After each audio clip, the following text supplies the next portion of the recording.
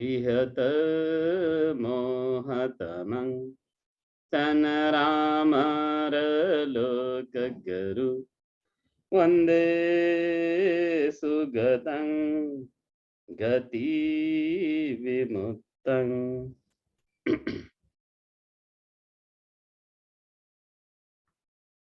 भरिया सुत्तं अथ को भगवा पुब्बण समयं निवासेत्वा पत्तचीवरमादाय येन अनाथपिण्डिकस्य गहपतिस्थ निवेशनं तेनुपसङ्कमि उपसङ्कमित्वा पय्यते आसने निसीदि तेन कोपनसमयेन अनाथपिण्डिकस्य गहपतिस्य निवेशने मनुष्य उच्चा श्रद्धा महाश्रद्धा हन्ति।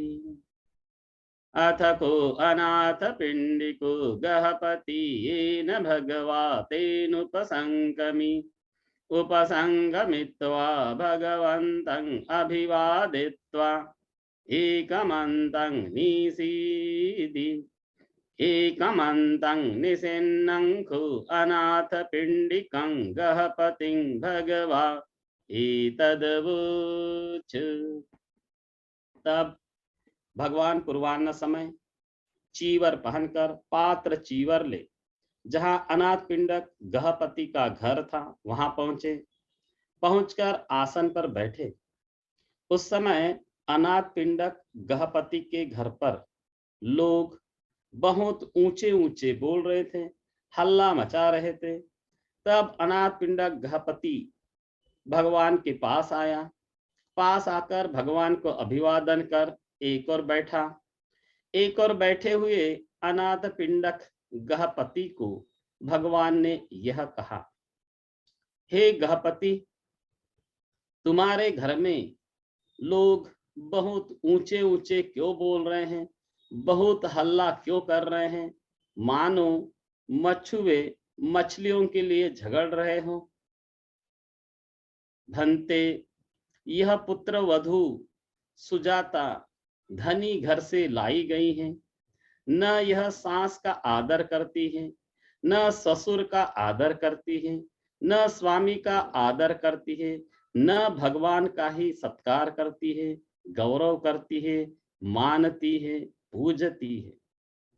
तब भगवान ने पुत्र वधू सुजाता को संबोधित किया, सुजाते यहाँ आ।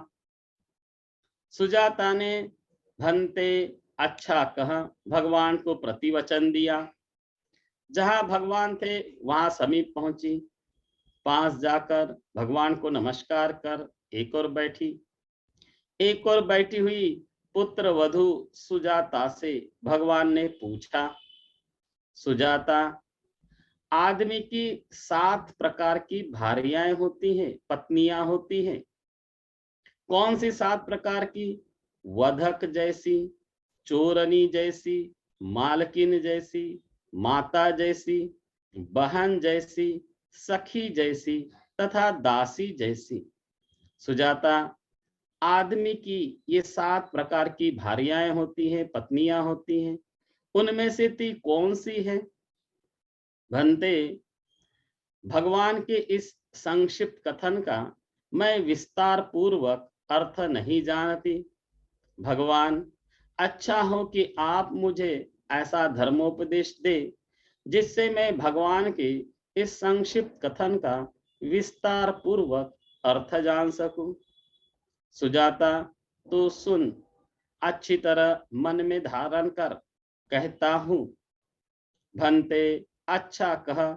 पुत्र वधू सुजाता ने भगवान को प्रतिवचन दिया। भगवान ने यह कहा,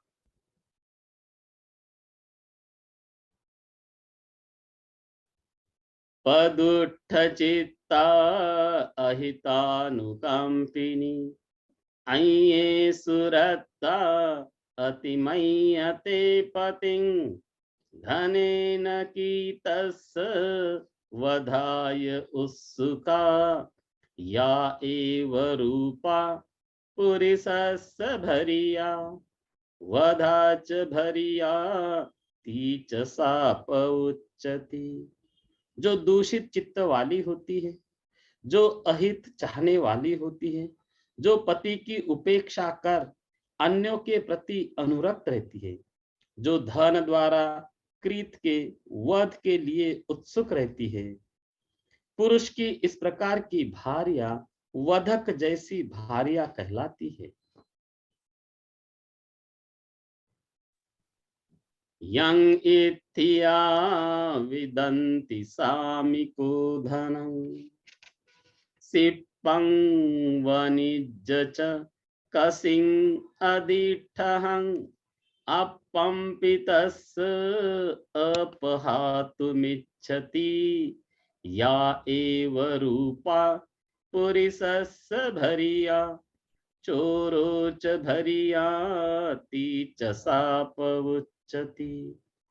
शिल्प, वाणिज्य, कृषि से प्राप्त जो धन स्वामी स्त्री को देता है, वह उसमें से कुछ भी नहीं छोड़ती।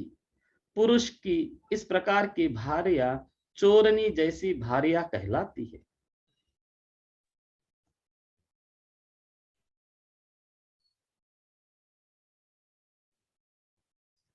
अकम्म कामा अलसा महघसा फरुसा च चंडी दुरुत्तवादिनी उत्थाय कानं अभिभूय वर्तति या एव रूपा पुरिसस्य भरिया अय्या च भरिया ती च साप उच्चति।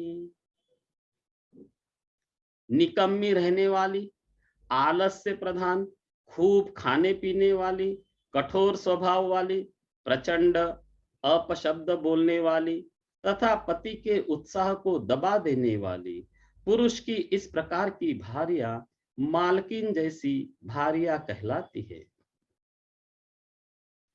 या सबदा होती हितानुकंपिनी माताव पुत्रं अनुरक्षते पतिं ततो धनं संभत्तमस्य रक्षति या एव रूपा पुरिसस्य भरिया माता च भरिया ती च साप उच्चति।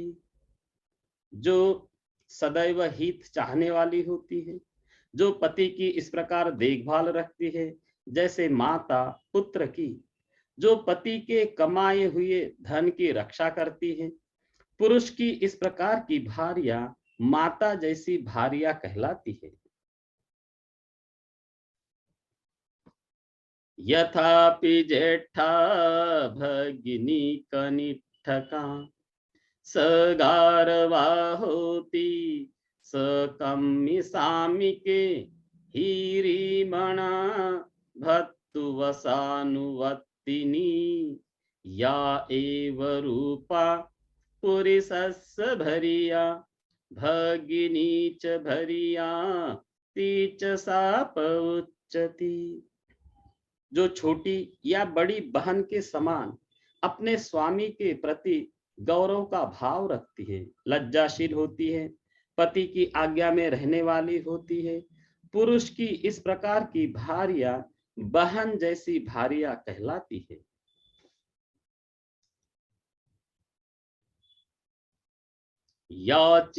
याचिददिस्वान पतिं पमोदति सखी सखारवं चिरस्समागतं कोलेयका शीलवती पतिव्रता या एव रूपा पुरिसस्य भरिया सखी च भरिया ती च साप उच्चति।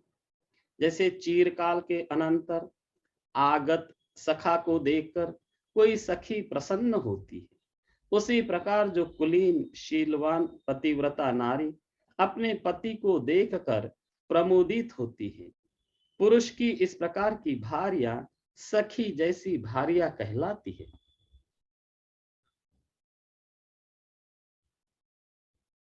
अकुद्ध संता वद दंड तज्जिता अदुष्ट चित्ता पतिनोति तिखति अक्रोधना भक्तुवसानुवत्तिनी या एव रूपा पुरुषस्य भरिया दासी च भरिया तीच सा पउच्यति। जो मारने पीटने का डर दिखाए जाने पर भी क्रोधित न होने वाली, शांत रहने वाली, द्वेष रहित चित्त से पति की हर बात को सहन करती है, जिसे क्रोध नहीं आता, जो स्वामी के वश में रहने वाली होती है, पुरुष की इस प्रकार की भार्या दासी जैसी भार्या कहलाती है।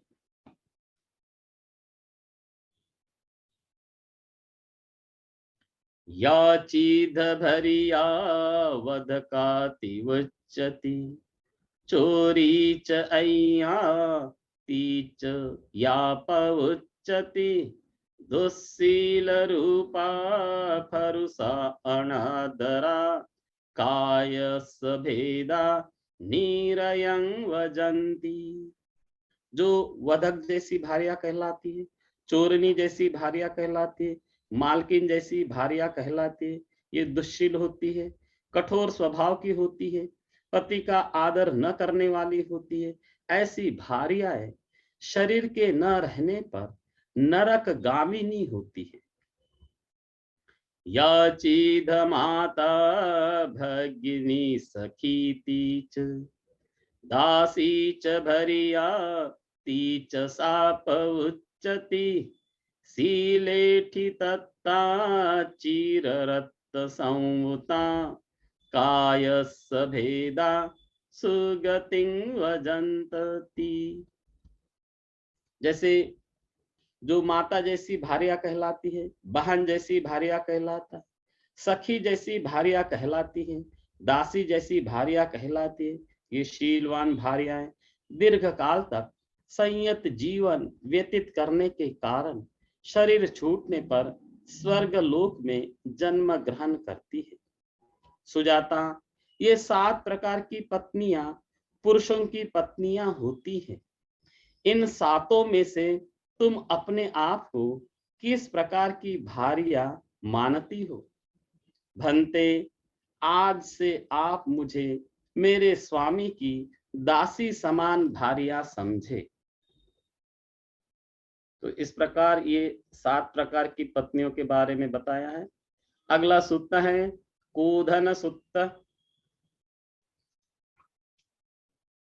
केवल क्रोध के बारे में यहाँ बताया गया है, एक एक गाथा के माध्यम से इसको देखेंगे।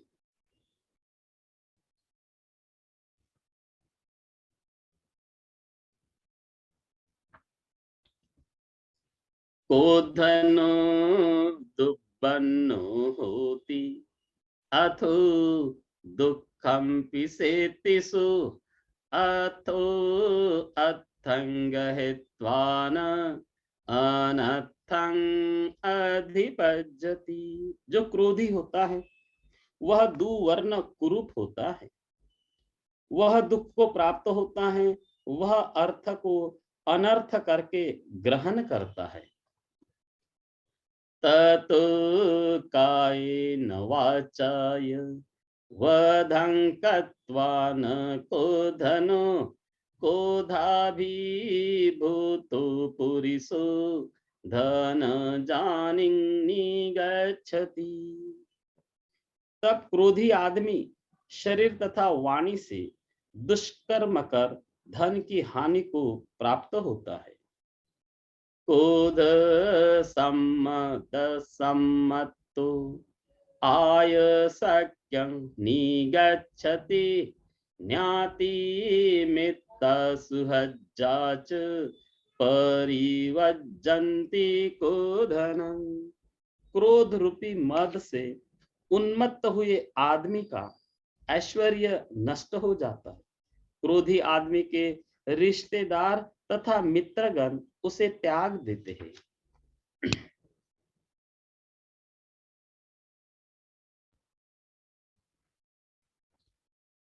अनथ जननो कोधो कोधो चित्तपकोपनो भय मंतरतो जातं तं जनो नावबुज्झति।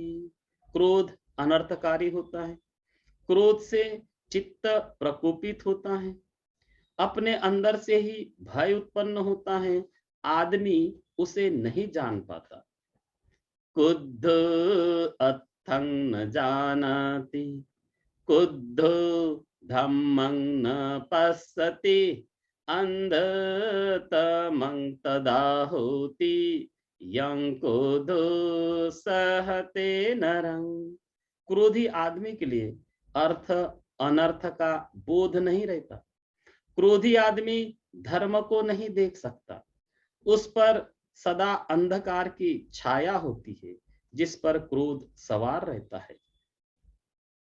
यं क्रोधो उपरोधेति सुकरं वियदुकरं पच्छासु विगते क्रोधे अग्निदड्ढोवतपति। जिस दुष्कर कार्य को क्रोधी आदमी सूकर की तरह नष्ट कर डालता है, बाद में क्रोध उतर जाने पर वह आग से जलाए गए की तरह अनुतप्त होता है।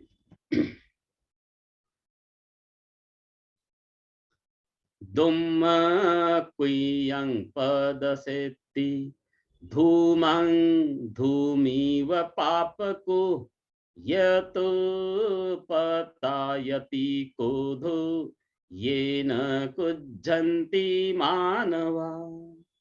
जिस क्रोध से आदमी क्रोधित होते हैं, वह क्रोध उतर जाने पर आदमी उसी प्रकार निस्तेज हो जाते हैं जैसे धुएं वाली अग्नि। नासहीरी न ओतपं न वाचो होति गारवो क्रोधेन अभिभूतस्य न दीपं होति किंचन। जो क्रोध के वशीभूत होता है, न उसे लज्जा होती है, न पाप भीरुता होती है, न उसकी वाणी में गौरव का भाव होता है, इसके लिए कुछ भी आश्रय स्थान नहीं रहता।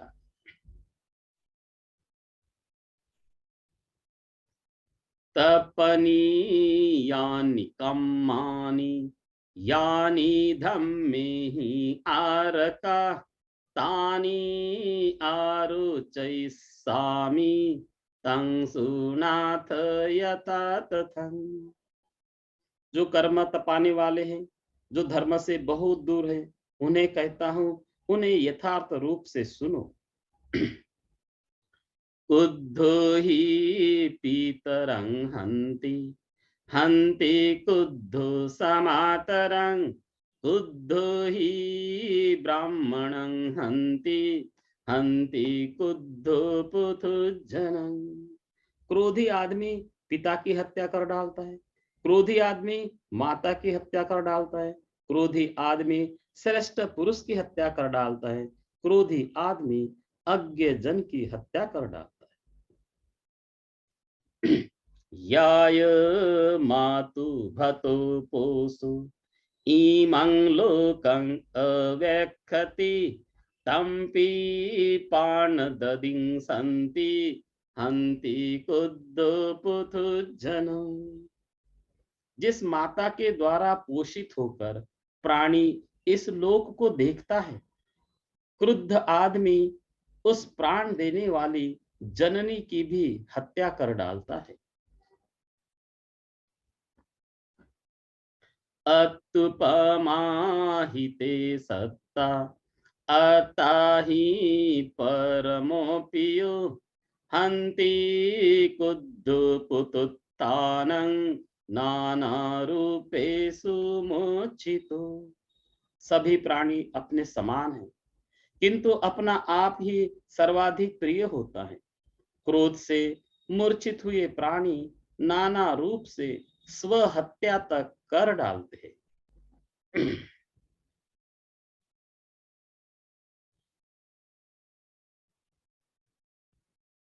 असिना हन्ति अत्तानं विषं खादन्ति मुच्चिता रज्जुया बज्झमीयन्ति पब्बत्तामपि कंदरे। क्रोध से मूर्छित जन तलवार से आत्महत्या कर लेते हैं, विष खा लेते हैं, वे गले में फांसी लगाकर भी मर जाते हैं तथा पर्वतों की कंदराओं में गिरकर भी अपना अंत कर देते हैं। भून हच्चानि कम्मानि अत्तमारनीयानि च करोन्तानावबुध्यन्ति क्रोध जातो पराभव। ऐसे लोग भ्रण हत्या तथा स्वहत्या आदि कर्म करते हुए भी कुछ नहीं सोचते समझते। क्रोध ही पतन का जनक है। ईतायं क्रोधरूपेण मच्युपासु गुहासयो तं दमेन समुच्छिन्दे पय्यावीर्येण दीठिया। इस प्रकार क्रोध के रूप में यह छिपा हुआ मृत्यु पाश है। बुद्धिमान आदमी को चाहिए कि इंद्रिय संयम, प्रज्ञा, वीर्य तथा सम्यक दृष्टि से इसकी जड़ को काट दे। यथा मैत्तं अकुशलं समुच्छिन्देत पंडितो तथैव धम्म सिक्खेथ मानो दुम्म कुयं अहु। पंडित विद्वान आदमी को चाहिए कि जिस प्रकार वह अकुशल कर्म की जड़ खोद दे, उसी प्रकार वह धर्म का शिक्षण ग्रहण करे जिससे वह निस्तेज न हो। वीतक्रोधा अनायासा वीतलोभा अनुत्सका दंता क्रोधं पहन्त्वानं परिनिब्बन्ति अनासवा। जो क्रोध रहित होते हैं वो दुख रहित होते हैं, जो लोभ रहित होते हैं वे चंचलता रहित होते हैं, जो संयत होते हैं ऐसे जन क्रोध त्याग कर परिनिर्वाण को प्राप्त होते हैं।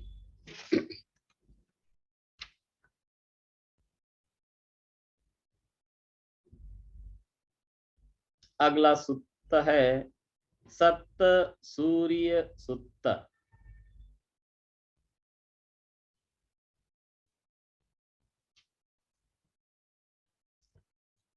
एवं मे सुतं एकं समयं भगवा वैशाल्यं विहरति अम्बपालिवने तत्र को भगवा भिक्षु आमन्तेसि भिक्षुति वदन्तेति ते भिक्षु भगवतो पचसं भगवा एतदवोच। ऐसा मैंने सुना कि एक समय भगवान वैशाली के अम्बपाली वन में विहार कर रहे थे। वहां भगवान ने भिक्षुओं को आमंत्रित किया। उन भिक्षुओं ने भगवान को भदंत कहकर प्रतिवचन दिया। भगवान ने यह कहा, अनिच्छा भिक्षवे संखारा अधुवा भिक्षवे संखारा अनशासिका भिक्षवे संखारा यावचिन्दं भिक्षवे अलमेव सर्वसंखारेषु निबिन्दितुं अलं विरज्जितुं अलं विमुच्चितुं। भिक्षु संस्कार अनित्य है, भिक्षु संस्कार अध्रुव है, भिक्षु संस्कार अविश्वसनीय है। भिक्षु जितने भी संस्कार है उन सभी संस्कारों से निर्वेद प्राप्त करना, वैराग्य प्राप्त करना, मोक्ष प्राप्त करना उचित है। भिक्षु जो सीनेरु, जिसको सुमेरु पर्वत राज है, उसकी 84,000 योजन लंबाई है, 84,000 योजन चौड़ाई है। 84,000 योजन तक महासमुद्र के अंदर धसा है। 84,000 योजन तक महासमुद्र के ऊपर उठा है। भिक्षुओं, ऐसा समय आता है जब कभी कभी दीर्घ काल तक, बहुत वर्षों तक, बहुत से सैकड़ों वर्षों तक, बहुत से हजारों वर्ष तक, बहुत से लाखों वर्ष तक वर्षा नहीं होती। भिक्षु, देवता के वर्षा न बरसने पर जितने भी बीज है, जितने भी पौधे हैं, औषधियां हैं, घास हैं, वनस्पतियां हैं, वे सूख जाते हैं, एकदम सूख जाते हैं, नहीं रहते। भिक्षु, संस्कार ऐसे अनित्य है। भिक्षु, संस्कार ऐसे अध्रुव है, मोक्ष प्राप्त करना उचित है। भिक्षु, ऐसा समय आता है जब कभी कभी दीर्घ काल के बाद दूसरा सूर्य उदय होता है। भिक्षु, दूसरे सूर्य के उदय होने से जो छोटी मोटी नदियां होती हैं, छोटे मोटे तालाब होते हैं, वे सूख जाते हैं। भिक्षु, संस्कार ऐसे अनित्य है, मोक्ष प्राप्त करना उचित है। भिक्षु, ऐसा समय आता है जब कभी कभी दीर्घ काल के बाद तीसरा सूर्य उदय होता है। भिक्षु, तीसरे सूर्य के उदय होने से जो महानदियां होती हैं, जैसे गंगा, यमुना, अचिरवती, सरभू तथा मही, वे सूख जाती है, एकदम सूख जाती है, नहीं रहती। भिक्षु, संस्कार ऐसे अनित्य है, मोक्ष प्राप्त करना उचित है। भिक्षु, ऐसा समय आता है जब कभी कभी दीर्घ काल के बाद चौथा सूर्य उदय होता है। भिक्षु, चौथे सूर्य के उदय होने पर जो महासरोवर होते हैं, जिनसे ये नदियां निकलती है, जैसे अनोतप्त, सिंह प्रपात, रथकार, कर्णमुंड, कुणाल, षडदंत तथा मंदाकिनी, वे सूख जाती है, एकदम सूख जाती है, नहीं रहती। भिक्षु, संस्कार ऐसे अनित्य है, अध्रुव है, मोक्ष प्राप्त करना उचित है। भिक्षु, ऐसा समय आता है जब कभी कभी दीर्घ काल के बाद पांचवा सूर्य उदय होता है। भिक्षु, पांचवे सूर्य के उदय होने पर महासमुद्र का पानी 100 योजन से भी नीचे उतर जाता है, 200 योजन से भी नीचे उतर जाता है, 300 योजन, 400 योजन, 500 योजन तथा महासमुद्र का पानी 700 योजन भी नीचे उतर जाता है। तब महासमुद्र में 7 ताड़ की गहराई तक पानी रहता है, 6 ताड़, 5, 4, 3, 2 तथा महासमुद्र में 1 ताड़ की गहराई तक का भी पानी रहता है। तब महासमुद्र में 7 पोरसा पानी भी रहता है, 6 पोरसा पानी रहता है, 5, 4, 3, 2, 1 पोरसा, आधा पोरसा, कमर तक भी, घुटने तक भी तथा महासमुद्र में केवल एड़ी तक की गहराई तक पानी रहता है। भिक्षु, जैसे शीतकाल में थोड़ी वर्षा होने पर जहां तहां गौओं के खूरों के निशानों में पानी रुका रहता है, इसी प्रकार भिक्षु, महासमुद्र का पानी जहां तहां एड़ी भर की गहराई तक रहता है। भिक्षु, पांचवे सूर्य के उदय होने पर महासमुद्र में उंगली की पोर भर भी पानी नहीं रहता। भिक्षु, संस्कार ऐसे अनित्य है, अध्रुव है, अशाश्वत है, मोक्ष प्राप्त करना उचित है। भिक्षु, ऐसा समय आता है जब कभी कभी दीर्घ काल के बाद छठा सूर्य उदय होता है। भिक्षु, छठे सूर्य के उदय होने पर इस महापृथ्वी के साथ ये सीनेरू पर्वतराज धुंधवाने लगता है, बहुत धुंधवाने लगता है, बहुत धुंध आने लगता है।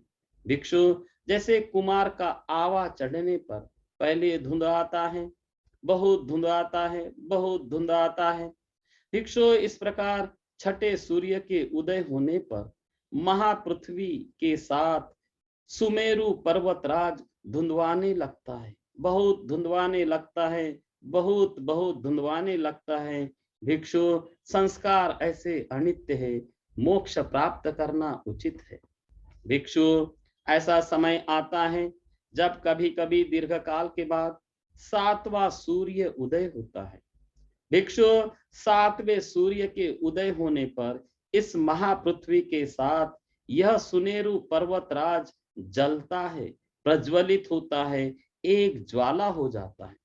भिक्षु, इस महापृथ्वी तथा सीनेरु पर्वतराज के जलने पर, दहने पर अग्नि ज्वाला वायु के वेग से ब्रह्मलोक तक भी पहुंच जाती है। भिक्षु, सुमेरु पर्वतराज के जलने पर, दहने पर, विनष्ट होने पर, महान अग्नि स्कंद से पराभूत होने के कारण 100 योजन के शिखर भी जल उठते हैं, 200 योजन के शिखर भी, 300, 400, 500 योजन के शिखर भी जल उठते हैं। भिक्षु, इस महापृथ्वी तथा सुमेरु पर्वतराज के जलने पर उसकी राख या कालिख नहीं दिखाई देती। भिक्षु, जैसे घी या तेल के जलने पर, दहने पर न उसकी राख दिखाई देती है न कालिख। भिक्षु, इस प्रकार इस महापृथ्वी तथा सुमेरु पर्वतराज के जलने पर, दहने पर न राख दिखाई देती है न कालिख। भिक्षु, इस प्रकार संस्कार अनित्य है। भिक्षु, संस्कार अध्रुव है। भिक्षु, संस्कार अविश्वसनीय है। भिक्षु, जितने भी संस्कार है उन सभी संस्कारों से निर्वेद प्राप्त करना, वैराग्य प्राप्त करना, मोक्ष प्राप्त करना उचित है। भिक्षु, श्रोतापन्न आर्य श्रावक के अतिरिक्त कौन है जो यह माने, जो यह विश्वास करे कि पृथ्वी जलेगी, दहेगी, सुमेरु पर्वतराज जलेगा, दहकेगा। भिक्षु, पहले सुनेत्र नाम का काम भोगों के प्रति वीतराग तीर्थंकर शास्ता हुए। भिक्षु, सुनेत्र शास्ता के अनेक 100 शिष्य हुए। भिक्षु, सुनेत्र शास्ता अपने शिष्य को ब्रह्म सायुज्य का उपदेश देता था। भिक्षु, जिन श्रावकों ने सुनेत्र शास्ता के ब्रह्म सायुज्य के धर्मोपदेश को सुनकर उसके अनुसार संपूर्ण रूप से आचरण किया, वे शरीर छूटने पर, मरने के अनंतर सुगति को प्राप्त हुए, ब्रह्मलोक में उत्पन्न हुए। जिन्होंने संपूर्ण रूप से उस मार्ग का अनुसरण नहीं किया, उनमें से कुछ शरीर छूटने पर, मरने के अनंतर परनिर्मित वशवती दिव्य लोक में पैदा हुए, कुछ निर्माण रति देवताओं के लोक में उत्पन्न हुए, कुछ तावंतीस देवताओं के लोक में उत्पन्न हुए, कुछ चतुर्दिक महाराजिक देवताओं के लोक में उत्पन्न हुए, कुछ ऐश्वर्यशाली क्षत्रियों के साथी होकर उत्पन्न हुए, कुछ ऐश्वर्यशाली ब्राह्मणों के साक्षी होकर उत्पन्न हुए, कुछ ऐश्वर्यशाली गृहपतियों के साथी होकर उत्पन्न हुए। भिक्षु, जब सुनेत्र शास्ता के मन में यह विचार पैदा हुआ कि यह मेरे लिए योग्य नहीं कि परलोक में मेरी भी वह गति हो जो अपने श्रावकों जैसी हो, मैं विशेष मैत्री भावना करूं। भिक्षु, सुनेत्र शास्ता ने 7 वर्ष तक मैत्री चित्त की भावना की। 7 वर्ष तक मैत्री चित्त की भावना करने के पुण्य के कर्म के फल स्वरूप 7 संवर्त विवर्त कल्पों तक फिर इस लोक में जन्म ग्रहण नहीं किया। भिक्षु, संवर्त के समय आभास्वर रूप होता है, विवर्त के समय शून्य ब्रह्म विमान में उत्पन्न होता है। भिक्षु, वहां ब्रह्मा होता है, महाब्रह्मा होता है, अभिभूत, अनभिभूत, सर्वदर्शी, वशवर्ती। भिक्षु, 36 बार शक्र देवेंद्र हुआ, अनेक 100 बार राजा हुआ, चक्रवर्ती, धार्मिक, धर्मराजा, चतुर्दिश विजय, शांत जनपद, 7 रत्नों से युक्त। भिक्षु, उसके सहस्त्राधिक पुत्र थे, वीर समान, शत्रु सेना का मर्दन करने वाले। उसने सागर तक सारी पृथ्वी को बिना दंड के, बिना शस्त्र के धर्म से जीतकर शासन किया। भिक्षु, वह सुनेत्र शास्ता इतनी लंबी आयु वाला होने पर भी, इस प्रकार चिरस्थायी होने पर भी मैं कहता हूँ जन्म, जरा, मरण, शोक, रोना पीटना, दुख, दौर मनस से, पश्चाताप से, दुख से मुक्त नहीं हुआ। यह किस लिए? भिक्षुओं, चार बातों के विषय में अज्ञ रहने के कारण, अभ्यास रहने न करने के कारण। कौन सी चार बातें?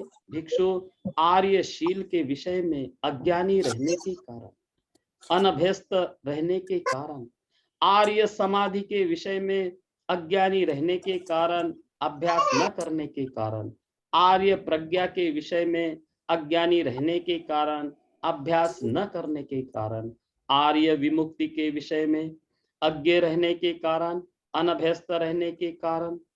भिक्षु, आर्यशील ज्ञान होने से, अभ्यास होने से, आर्य समाधि का ज्ञान होने से, अभ्यास होने से, आर्य प्रज्ञा का ज्ञान होने से, अभ्यास होने से भव तृष्णा की जड़ कूद गई, जन्म परंपरा क्षीण हो गई, अब पुनर्भव नहीं है। भगवान ने यह कहा और शास्त्रा ने पुनः यह कहा।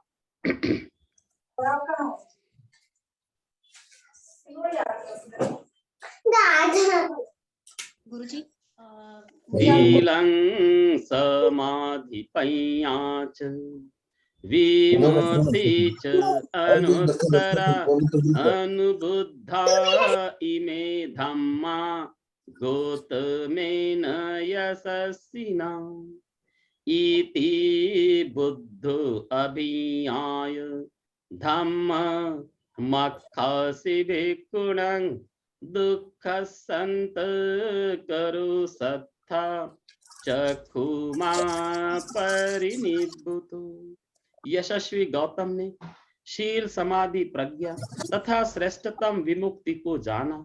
बुद्ध ने धर्म को जानकर भिक्षुओं को उपदेश किया। दुख का अंत करने वाले चक्षुमान शास्त्रा परिनिर्वाण को प्राप्त हो गए। इस तरह आज हमने 3 सूत्र लिया है। अब यही विराम देते हैं।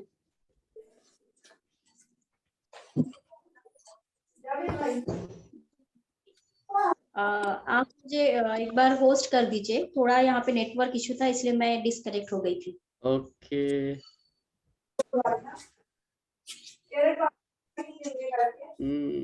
नहीं, हम नहीं कर सकते, जो होस्ट है वही कराएगा। मैं उसको बोल देता हूँ।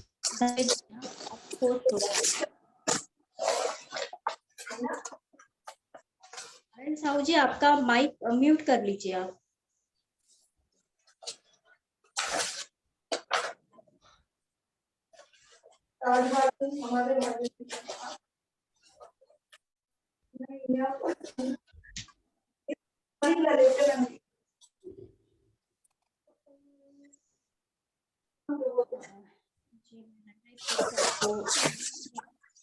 ध्यान में आएगा। 1 मिनट गुरुजी, मैं आपको हैंड रेज करती हूँ। नहीं, वो तो ठीक है। मैं धम्म सुत्ता 1 सेकेंड मैं नहीं कर सकता होस्ट आपको। मैं ये होस्ट कौन है अभी देखता हूँ। धम्म सुत्ता में कौन ज्वाइन करके सेकंड नंबर है जो होस्ट है। नहीं, मैं नहीं हूँ उसमें। अच्छा, होस्ट जी, ठीक है गुरुजी। आज के सुत्त पठन बहुत ही सुंदर था गुरुजी, गृहस्थों के लिए। जो भी साधक साधिका यह सत्र में उपस्थित है और उनके कुछ प्रश्न हैं, तो आप डायरेक्टली अभी आपका माइक अनम्यूट करके आप गुरुजी से प्रश्न पूछ सकते हो।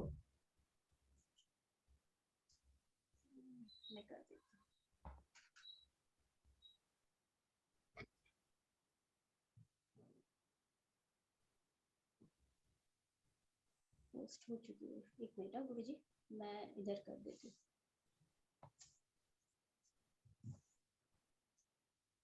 राहुल जी 1 मिनट जी, मैंने आपको अनम्यूट कर दिया है। राहुल जी, आप प्रश्न पूछिए।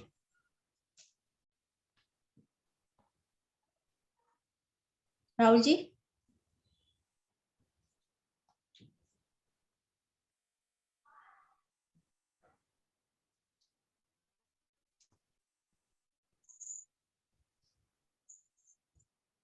राहुल जी, आपका हैंड राइज दिखा रहा है, आपके कुछ प्रश्न है? गुरु जी, आपने जो अभी सूत्र लिया कि जो भारिया रहती है 7 उनके, तरह की भारिया। जी 7 तरह की भारिया के बारे में आपने बताया है। तो हम्म, ऐसे अज्ञान अवस्था में तो भारिया तो खुद की हानि बहुत सी हो रही है। तो अगर यानी कि उनको पता ही नहीं कि ऐसे बिहेवियर से ऐसे लोक में जा सकते हैं, तो अगर उनके तरफ से ऐसा कुछ बिहेवियर होता है या फिर ऐसे वो रहते हैं उनके पार्टनर के साथ, तो फिर भी वो नरक में जाएंगे गुरुजी? हाँ बिल्कुल, यानी जैसे भगवान ने बताया है कि यदि वो 4 पहले 3 तरह की भारियाएं रहेगी तो वो मरने के अनंतर दुर्गति में जाती है, नरक में जाती है। और 4 तरह की भारियां है, माँ जैसी, बहन जैसी, सखी जैसी और दासी जैसी। ये जब मरती है तब उनकी सुगति होती है।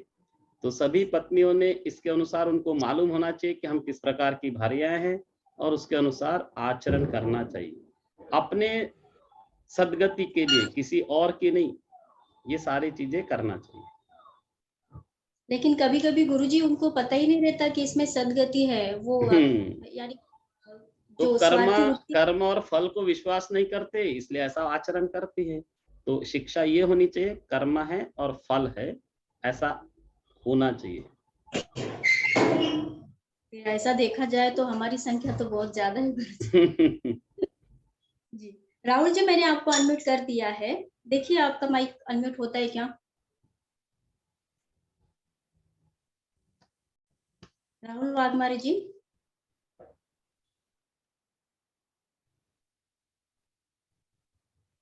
जी, और कोई साधक साधिका जो इस सत्र में उपस्थित है, उनके भी अगर कुछ प्रश्न है? नहीं मैडम, अच्छा मैं यहाँ से आपको अनम्यूट कर रही हूँ राहुल जी। आपका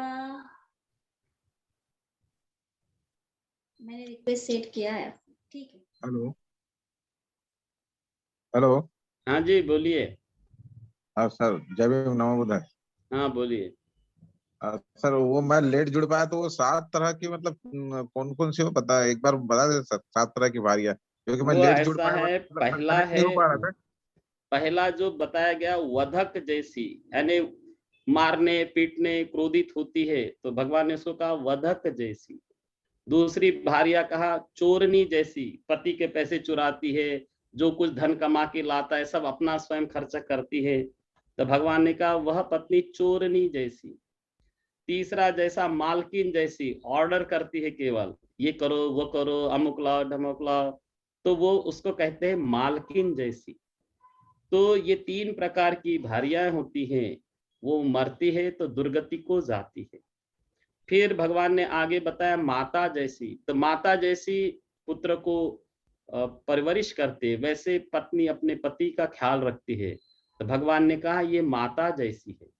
इसी तरह बहन जैसी, जैसे छोटी बड़ी बहन रहती है, एक दूसरे के साथ रिश्ता करते हैं, वैसे वो पति के साथ रहती है, तब भगवान ने कहा ये बहन जैसी। और सखी जैसी, सखा है मित्र जैसे रहते हैं, 2 मित्र मिलजुल के रहते हैं, तो ऐसी पत्नी रहती है, तो वो मित्र जैसी रहती है। और एक कहा दासी जैसी, यानी पति क्रोध करता है, मारता है, पीटता है, कुछ भी करता है, तब भी वो शांत स्वभाव वाली होती है, तो भगवान का ये दासी जैसी भारिया है। ये 4 प्रकार की पत्नियां, माता जैसी, बहन जैसी, सखी जैसी और दासी जैसी, मरती है तो सदगति को प्राप्त होती है। तो भगवान ने 7 तरह की भारिया बताया है, क्योंकि जो अनाथ पिंडक था उसकी जो पुत्र वधु थी, वो न सास ससुर का आदर करती थी, भगवान आते थे तब भी नहीं करती थी, कुछ नहीं करती थी, ना अभिवादन कुछ नहीं। तो भगवान ने वो सुजाता को उपदेश किया है।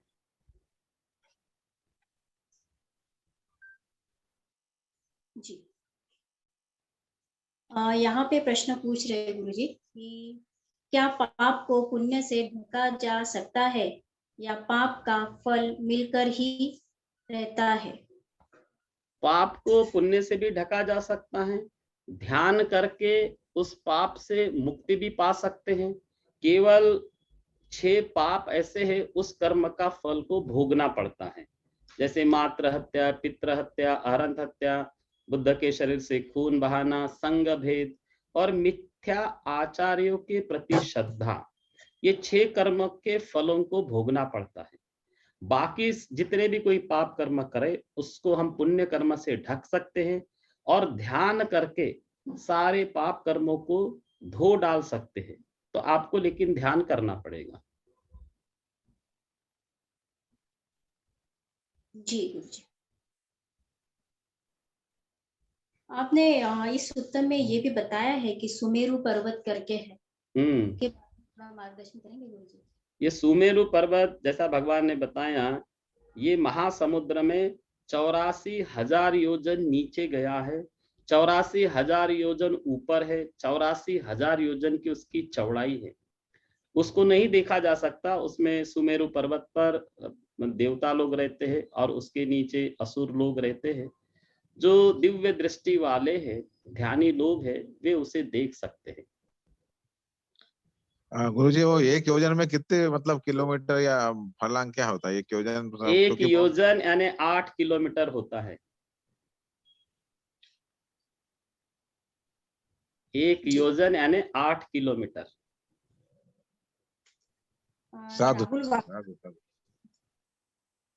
राहुल वाघमारे जी का प्रश्न है, सर हमारे अनंत जन्म वे है गुरुजी, अगर हमें मुक्ति चाहिए तो ध्यान और क्या करना चाहिए और हम मुक्त हो सकते हैं? हमें मुक्त होने के लिए 10 पारमिताएं बताई गई हैं। जो कोई व्यक्ति 10 पारमिताओं को पूर्ण करेगा वह मुक्त हो जाएगा। तो अभी से प्रयास करना चाहिए कि हमारी 10 पारमिताएं कैसे पूर्ति हो। 10 पारमिताएं बहुत सरल है। दानं शीलं च नेक्षमं वीर्यं पय्या च पंचमं खन्ति सच्च अधिष्ठानं मेत्ता उपेक्षा च दशं। तो ये 10 पारमिताएं हैं। जब तक ये पूर्ण नहीं होती तब तक कोई मुक्त नहीं हो सकता, वो शर्त है उसकी। जी गुरुजी आपने ये जो 10 पारमिता के बारे में बताया है, और जो सती पठान में या फिर कभी-कभी गुरुजी के तरफ से भी सुनने आता है कि धर्म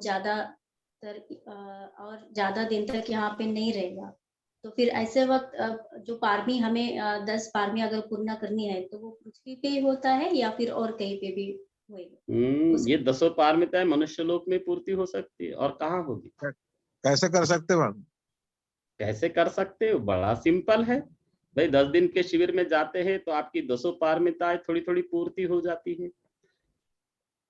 आप निष्क्रमण करना है, ग्रह त्याग कर लीजिए, सारा चीजें करना है, दान करना है, शीलों का पालन करना है, निष्क्रमण यानी निष्क्रमण करना है, त्याग कर लीजिए, सामने बनिए, भिक्षु बनिए। करना चाहे तो सब कुछ कर सकता है। कैसे मतलब? सिंपल है। समाधि का अभ्यास करे, प्रज्ञा का अभ्यास करे, ये सारी पारमिताएं हैं। जी गुरुजी। ये जो उपोषित आते हैं उस दिन अगर हम उपोषित करते हैं तो कुछ पारमी और कुशल कर्म में कुछ ज्यादा बढ़ोतरी होती है या फिर सामान्य ही रहती है? नहीं, हमारी पारमिताएं बढ़ती है उसमें। जो लोग उपोषित करते हैं इसको व्रत बोलते हैं। तो ऐसा व्रत यानी संकल्प करना पड़ता है कि आज मैं करूंगा, तो आपके अधिष्ठान की पारमी बढ़ जाती है। तो हम उपोषित करते हैं तो हमारी बहुत सारी पारमिताएं बढ़ती है। दिन भर हम दान करते हैं, ध्यान करते हैं, बुद्ध वाणी सुनते हैं, धर्म प्रवचन सुनते हैं, तो हमारे कुशल कर्म बढ़ते हैं उसमें। अब भगवान ने कहा एक दिन का भी उपोषित करे, मर जाए तो भी सदगति होती है, इसलिए भी करना चाहिए। जी गुरुजी। और कुछ साधक साधिका के अगर प्रश्न है तो आप चैट बॉक्स में पूछ सकते हो या फिर हैंड राइज करके भी आप बता सकते हो।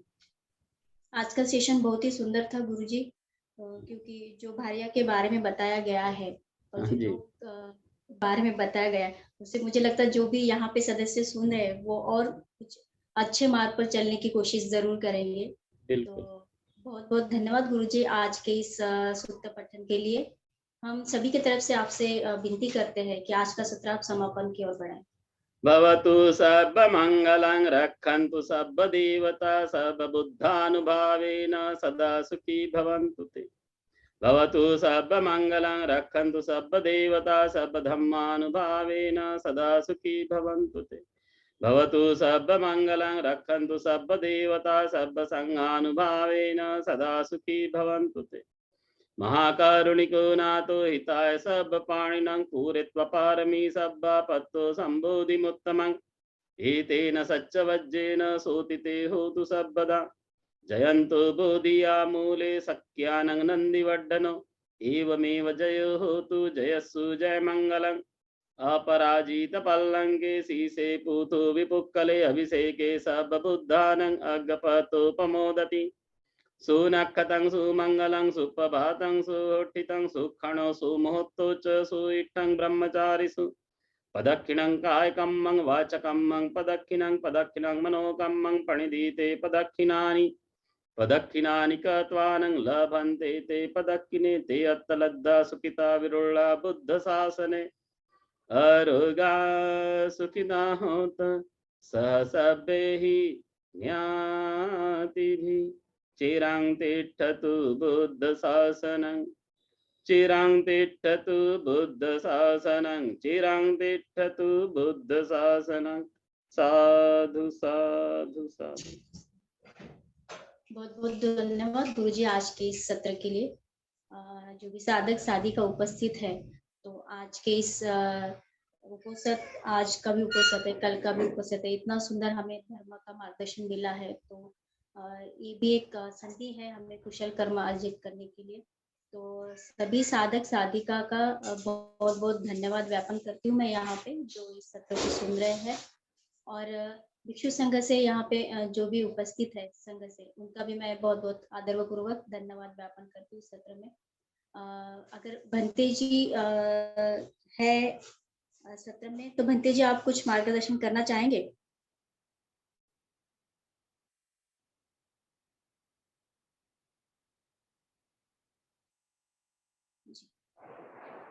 हमने लास्ट वीक में भी बताया था कि जो जो साधक साधिका प्रोपोगेशन यानी कि धम्म के बारे में प्रचार और प्रसार में कुछ मदद करना चाहते हैं, या फिर उस धम्म प्रचार प्रसार के लिए वो आगे आना चाहते हैं, तो ऐसे मुझे व्हाट्सएप कर सकते हैं या भंते जी को व्हाट्सएप कर सकते हैं। तो इनका एक वर्कशॉप रहेगा, तो वर्कशॉप में आपको बताया जाएगा कि कैसे धम्म का प्रचार और प्रसार करना है पूरे विनय के साथ। तो जो भी साधक साधिका जो इसमें शामिल होना चाहते हैं, या आप मुझे व्हाट्सएप कर सकते हैं या फिर भंते जी को व्हाट्सएप कर सकते हैं। तो हम आज के इस सत्र में सभी को उपसत की और शील धारण करने के लिए और साधना में बहुत बहुत पुष्ट होने की हम आज आप सबको मंगल कामनाएं देते हुए आज का सत्र समाप्त करते हैं। बहुत बहुत धन्यवाद।